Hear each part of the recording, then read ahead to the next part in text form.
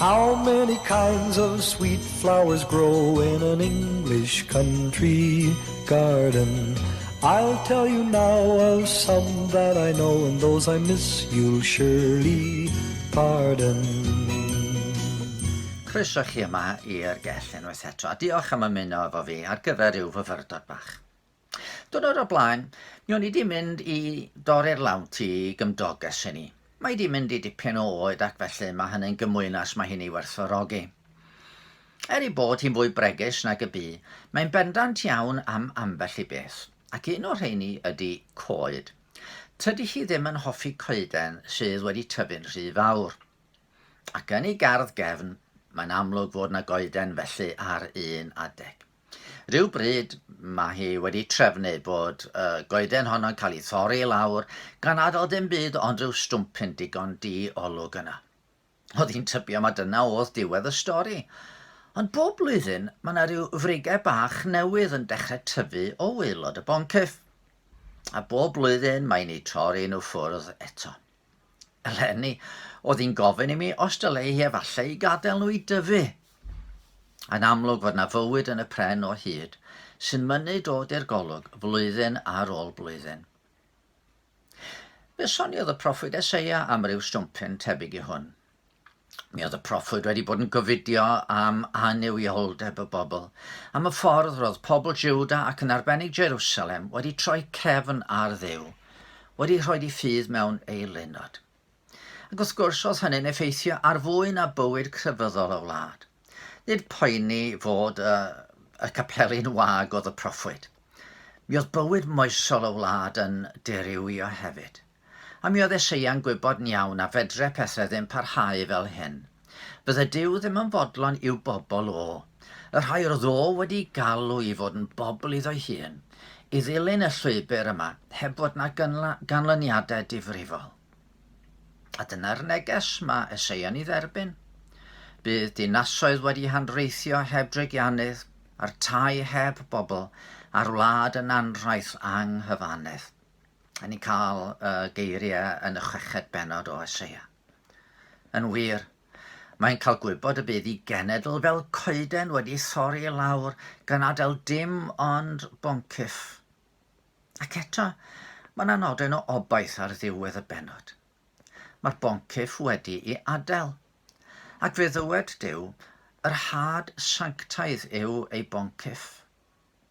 Fod Jerusalem a Jiwda yn mynd i gael ei difethau i bob golwg, y bobl yn cael ei cymryd ymaith i Babylon, eto mae yna ryw had sanctaidd yn mynd i gael ei cadw. Mae yna fywyd ar ôl yn y stwmpyn fydd wedi adael. Ymhellach ymlaen mae'r boncyff yn dod i'r golwg unwaith eto. Ym mhenod 11, da ni'n clywed fel hyn. O'r cyff, o'r boncyff neu o'r stwmpyn, a adewir i Jesa, be ddaw blaguryn, ac fe dif cangen o'i wraidd ef. Bydd ysbryd yr arglwydd yn gorffwys arno ac ysbrydro thineb a deall yn ysbryd cyngor a grym, yn ysbryd gwybodaeth ac ofn yr arglwydd, ymhyfryda yn ofn yr arglwydd. Fel gyda'r stwmpyn o foncyff yng ngardd yng Nghymdoges, fe addawyd y byddai bywyd newydd yn dod. Rhyw flaguryn, rhyw gangen yn tynnu bywyd o'r gwraidd. A mae'r blaguryn hwn fel y boncyff yn ymddangos fwy nag unwaith yng ngeiriau Eseia. Ac yn y Testament Newydd, da ni'n gweld fel maen nhw'n cael eu cyflawni yn Iesu o Nazareth. Efallai mae'r mwyaf rhyfeddol o'r cyfeiriadau ydy hwnnw welwn ni yn un o benodau mwyaf dirdynol y broffwydoliaeth. Pennod 53. Fe dyfodd o'i flaen fel blaguryn, ac fel gwreiddyn mewn tir sych, nid oedd na ffryd na thegwch iddo, na harddwch i'w hoffi wrth i ni weld. Roedd wedi ddirmygu a'i wrthod gan eraill yn ŵr clwyfedig, cyfarwydd a dorri'r. Yr oeddem fel pen cuddio'n wynebau oddi wrtho, yn ei ddirmygu ac yn ei anwybyddu. Eto, ein dorri'r ni a gymerodd, a'n gwyledd ni a ddygodd, a ninnau'n ei gyfrif wedi glwyfo a'i daro gan Dduw a'i ddarostwng. Ond archollwyd ef am ein troseddau ni, a'i ddryllio am ein cymweddau ni. Roedd pris sy'n heddwch ni arno ef. A thrwy gleisiau ef y cawsom ni a chad. Ac o'r blageryn hwn, fe dyfodd yr eglwys.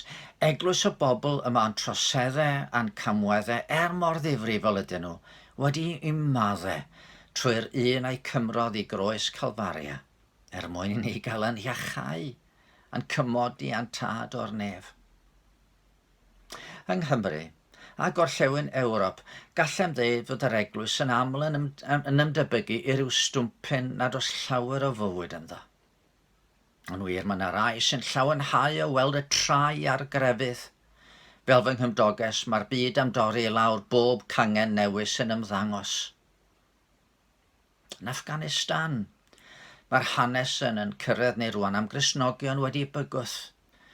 Ni'n clywed am ei gweinidog a'i ferch wedi cael ei dwyn a'i gorfodi fewn i briodas a hithawn dan ni arddegau cynnar.